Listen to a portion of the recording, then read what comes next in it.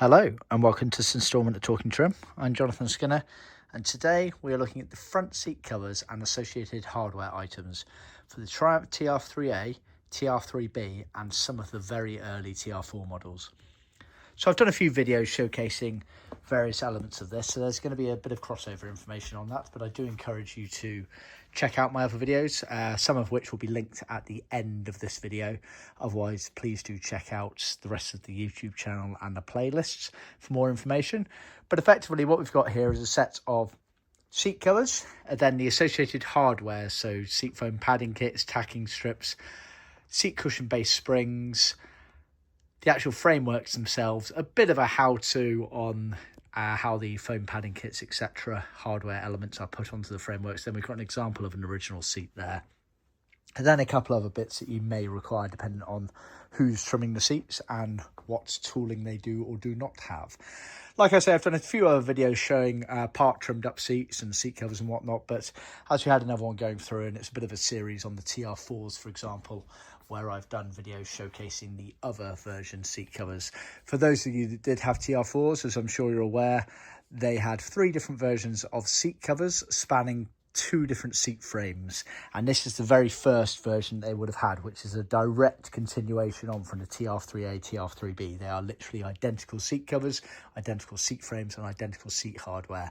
They then transitioned onto a slightly different seat cover design but using the same framework, and then the last incarnation, the last sort of run of TR4s on the production run, used a completely different framework and seat cover and seat hardware element of things. But like I say, if you are talking TR4s, that is the car you've got, then do check out the other videos as they do detail the differences between all of these.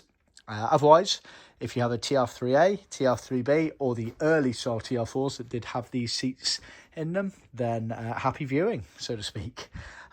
So what I'm going to do is go over the seat covers and then the related hardware elements of things. So these specific seat covers have been done in biscuit light tan with white piping, which was an original colour combination used by Triumph way back when on the original factory production line. These particular seats have actually been done to a full leather specification.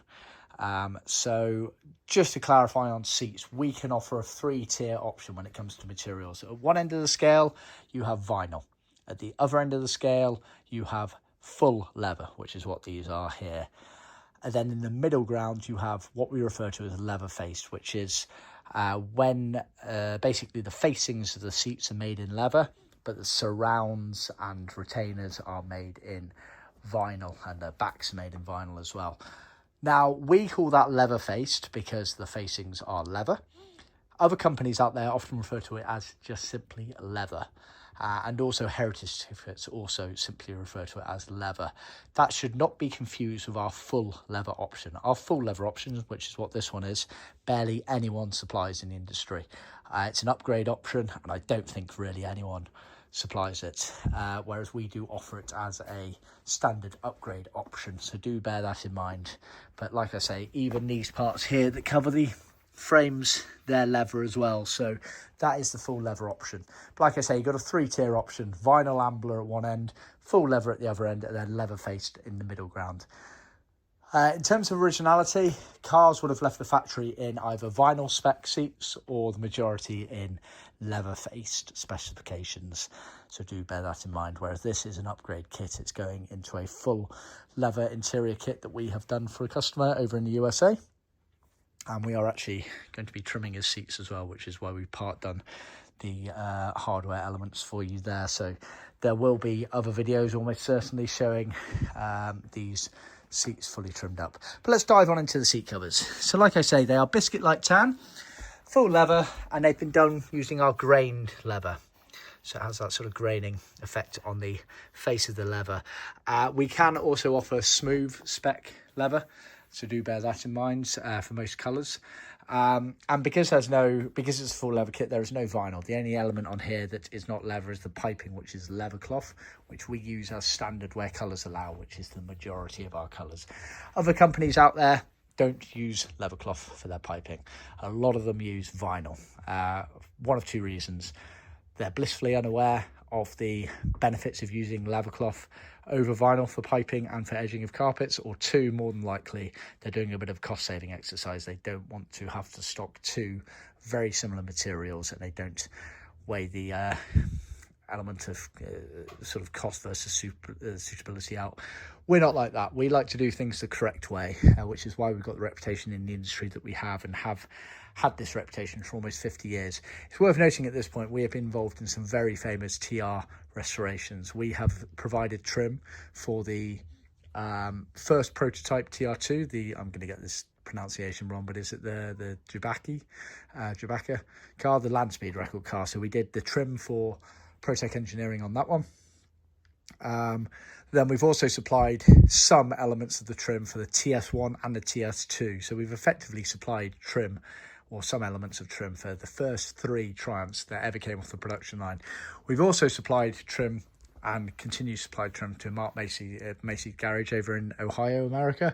And I believe his car, or his wife's his wife's TR4, is the only car that's ever got a perfect 100 score in the main TR of America event over there. In fact, I think they've got it twice, and that's using our kit. And in fact, they are using these spec seats here, the TR3A spec seats.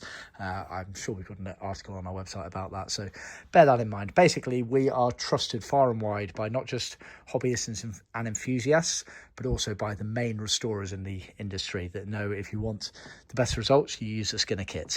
Anyway, let's get down to the kit. So biscuit light tan, grained leather, full leather with white piping. White piping was only on the outside. So when it comes to the cushions, it was on this section here, whereas this middle part here was biscuit light tan. On the backrest, they only had outer piping, so you had 2 rows of piping going around the outside. Like I say, we use leathercloth, vinide, Rexin, whatever you want to call it. Whereas a lot of other companies out there just use vinyl, which is not suitable. Please do check out our video and blog post on why leathercloth should be used for piping and not vinyl. So bear that in mind. So you get a pair of cushions, the bit your bum goes on, and then you get a pair of backrests. You also get bits of material for recovering the frame, metalwork frame there. They go around the sort of borders, which I'll get to. In fact, no, let's show you now. So you get that big long piece with the kind of ears sticking up. They are for this main surround going around here, and then you get a small strip there which would be used to trim the back section there, but only on the tilt frames. On the fixed frames you didn't need that smaller square because the material of the backrest wrapped around underneath. So generally speaking, from the factory you normally had 1 tilt and 1 fixed frame, but some people do change that to 2 of the same. So just let us know at the point of ordering which you need, and then we can accordingly update these as such. But normally as standard we'll do 1 of each, because that's what's commonly supplied in the original seats from the factory. The cushion covers, these material bits here, let's start with those. So they are the base frameworks effectively. For vinyl kits or leather-faced kits, they would be in vinyl. But for full leather, we do these in leather, but we skive them down. Skiving is the process of thinning down leather, so it cuts the back off. We've got a special machine that does it. I think we're the only company in the industry in terms of the restoration side of it that making kits that has an on-site leather skiving machine. Again, it's those little touches that make us what we are in the industry.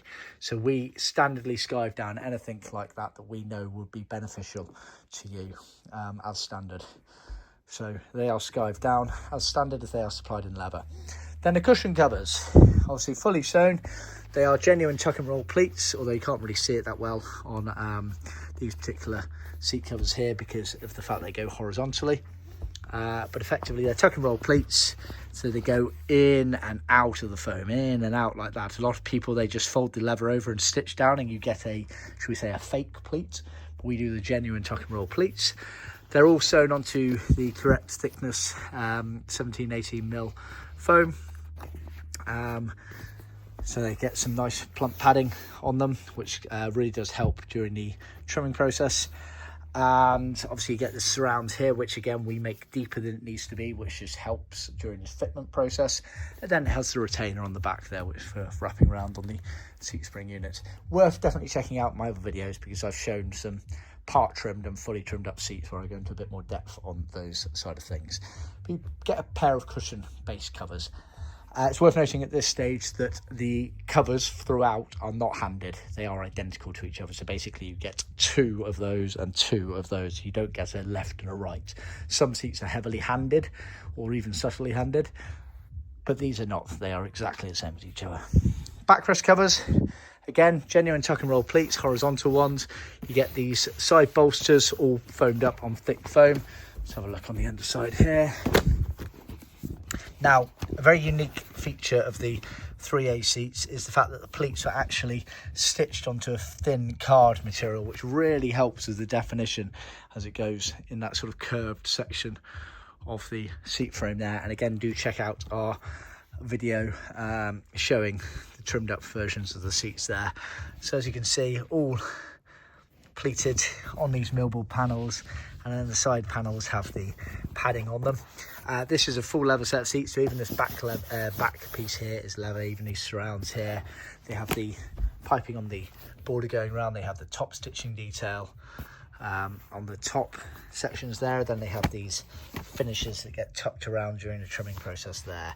Retainer on the bottom, and then the backrest back, like I said, is even leather on this one, and that's long enough to allow for the tuck underneath if you happen to have a fixed frame in your car. We make them effectively universal for that factor. So they are the seat covers. Just to look in the bill pickup book here, we're talking TR3As. Now it's worth noting this book's actually slightly wrong. You can see white piping on that inner part there. That is incorrect. That should be matching the main trim. That should be black. So these seats are almost certainly aftermarket seats. Bear that in mind. So that's the seat covers there. They are sold as a set. And like I say, you've got 3 options on the material side of things, and then numerous options on the colours. Now let's talk about seat hardware for the next part here. So we've got the seat foam padding kit, which is sold as a car set. So you get elements for the cushion bases, the bit your bum goes on, and for the backrest elements, the backrest squabs, as some people call them. We sell it as a complete seat foam kit. So on display here is only 1 seat's worth, because the other one is actually semi-trimmed up. But we sell it as a complete car set, so you get 2 seats worth per order effectively. And so for the cushion bases, they consist of these 3 pieces times 2 for 2 seats. So you had the scrim. Let's start with the scrim.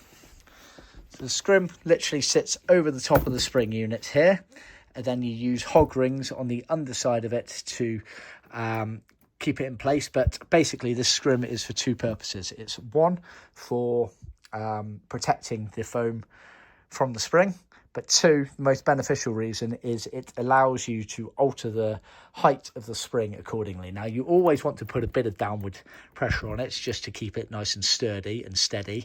But obviously, people come in all various shapes and sizes, shall we say, and therefore if you're particularly big, you might want to condense this down a bit so that you're sat a bit lower in a car. Now, it's only going to benefit you slightly, but every little helps with these sorts of things. And that's a very common feature of classic car ownership, is the, should we say, the ride height in terms of you in the car. But there's only so much you can do to help that. But certainly that scrum section there on the seat springs there does really help. So do keep that in mind. So you basically put that over the top, put some pressure on it, then hog ring it underneath. Let me just show you. There you are. So it's wrapped around and hog ringed in place there. So you get the scrim, you then get the foam that literally sits on top, and then you get this banana shaped piece which wraps around the edge there, and this is what you end up with. And when you're actually doing this setup here, the basic setup, you always want to just lightly glue it. You don't need to go overboard on it. It's only to anchor it and keep it in place. The actual process of putting the seat cover over the top will be the element that really keeps everything in place. So don't go overboard with glue. The concept with glue is you can always add more, but it's very hard to take off, so just keep that in mind. So that's the cushion base foam element of things. Then the backrest foams, you get 2 pieces. You get this simple piece here, which is literally for the back of the seat frame there. Obviously this is a tilt. Some of them are fixed, but it doesn't matter, you get the same piece on there. And then you get this inner part here, which actually goes into the sort of dome, not dome, curved section of the bucket seat effectively, and goes round, and then you wrap some of the foam over the top, exactly like this one. But like I say, I have done various other videos showing this element semi-done, so keep that in mind and do check those out there. But yeah, so that's the foam kit. So like I say, the foam kit is sold as a car set, so enough to do 2 seats. You then got the tacking strips. Tacking strips, one of them is missing at the moment because it's literally in that frame there. But they're sold as a set, and they do come with the split rivets to put them onto the frame. Now, I mentioned this in other videos before. So we supply the split rivet, which is this bottom rivet here, that one, as standard, which is what they were originally put on with. However, when we do them in-house, my trimmer prefers to use pop rivets, which are these ones here. But you obviously need a pop rivet gun for that. But yeah, that's just an inside tip there. But yeah, so the tacking strips, you have enough to do 2 seats again. But it depends, you'll end up with spare basically, because we oversupply to allow for the different options on there. Basically the tilt frames, you only need that one that goes in there. But the fixed frames, you'd also need the ones that went on the underside, which are these smaller ones here, just to show you. So on a fixed frame, you would want one there, another one there, and another one there, because you're tacking the material to the underside of the actual seat frame. Whereas on the tilt frames, you don't need to do that because it's effectively trimmed independently. So bear that in mind. So that's the seat tacking strips that are sold as a set like that. Now it's worth noting, this inside one needs to curve here. You have to soak that in water for about 10 minutes or so, and then gently curve it round and put it in place with the fixings. If you just try and bend it round in one piece, it will snap. So do put this in water first. Bear that in mind. So that's the tacking strips, sold as a car set as well. Then we've got effectively the seat springs. Now the seat springs are actually sold individually, so you need 2 per car set. Now seat springs, I have done a separate video detailing for, but it all depends on the seat frame. So some of the seat frames, certainly the majority of the TR3As and TR3Bs, they're exactly like this, and they had effectively a flat base to them there. However, some of the late 3As, 3Bs, and then the very first sort of TR4 versions, they had a dip recess square in it there, so it had a kind of recess coming down on it there. And if it had that, then you use the frame that had the sort of hump section on the bottom of it there. We can supply either, so bear that in mind. But basically, you are dominated by your frames. So they're the 2 different versions of the springs there. Like I say, dominated by the frames. We can supply both, and definitely worth checking out the other videos I've done detailing those. But yeah, just as a bit of a basic guide as to how the general setup on the springs to the seat padding kit is done. That's what you're looking at there. This is what you're looking at here as a basic overview. And this is just the framework there. Now, obviously, seat frame wise, a lot of people reuse their original ones, so that's absolutely fine. If you want us to do the trimming work on them, then you can look to ship your seat frames to us, or of course we can supply aftermarket frames if you need, and we can then do the job of trimming up for you. And we're doing that more and more for customers all over the world. People, even Americans, are shipping us their seat frames. We actually had a guy from Australia ship us his seat frames recently, because it's one thing getting a John Skinner kit, which you know is arguably the best in the world. It's another thing getting someone competent enough to actually yield the results that a John Skinner kit deserves. So bear that in mind, and this is why people are going over and above these days, either shipping us their seat frames from the other side of the world, or getting us to just use aftermarket seat frames, or indeed we do source original seat frames for people and then do the work ourselves. But it just means that they know that they are getting the job done correctly using the best kit, which is our kit, but then getting us to actually fit it as well. So bear that in mind. Other things you might want to consider at the same time with your seats are wadding, which is this material here. We sell it in 8-meter bundles, but that's fantastic stuff for the trimming process. It basically helps fill out air gaps, shall we say, between the material and the padding kits and whatnot. Bad example because this is a 50, 60-year-old seat here, but sort of areas like that where it hasn't necessarily got the plumpness because the material, the foam behind it's not pushing out enough. Like I said, that's a inaccurate representation of it because that's an old seat cover, but that's the general concept of it. Now, I would say normally most professional trimmers would have this material or a very similar material on site, so they should be able to use that. However, if you're going to be doing it yourself and you don't have access to, say, a steamer or a heat gun, which is normally some of the tooling that is needed during the trimming process to yield the best results, then wadding's quite a good way of overcoming that, because what a steamer or a heat gun does is it kind of shrinks down some of the areas where there is air gaps, etc., and gets rid of them, whereas wadding kind of allows you to fill that gap out. So it does the same job, just in reverse effectively. So that's quite a good one there if you don't have any steamers or heat guns at your end. Just FYI, heat guns wise, don't use them unless you know how to use them, because that can really be the end of your seats. You can literally burn the materials, so just be careful on that one. So that's the wadding, upholstery wadding. Then last but not least, hog rings. So the hog rings are the things that are used for the springs, for both the scrim and the actual cover itself when you come to do it. We can sell you the hog rings. We can even sell you the hog ring gun if you need it. So bear that in mind as well, because there are ways around that. You can use cable ties and stuff like that, thread, needle and thread. But hog rings the easiest way of doing it. So if you want us to supply hog rings or the hog ring gun, then let us know. I think that's about covered it. Like I say, please do check out our other videos and ongoing ones of this one where I'm actually going to be detailing the trimmed up seats. But as you can see, this is an original seat in midnight blue with white piping, and you can see where I mentioned about the piping at the front there being the same colour and white on the outside only, which is correct for originality. But yeah, our seat covers are obviously templated from originals, and we've used the same ones for decades now. Almost 50 years we've been making the same kits over and over.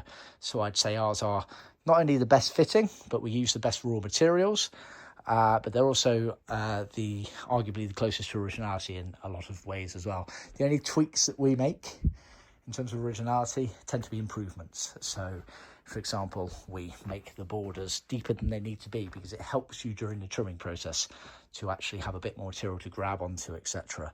So it's these little tips, partly from experience of trimming seats on site, and then partly from working with extremely renowned restorers the world over, has led us to improve our patterns in that regard.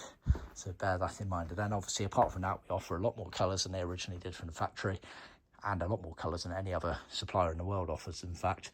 And then we offer different grades of materials, both smooth and grained leather, which not many other companies offer, but also just down to simply offering full leather kits, whereas a lot of other companies don't.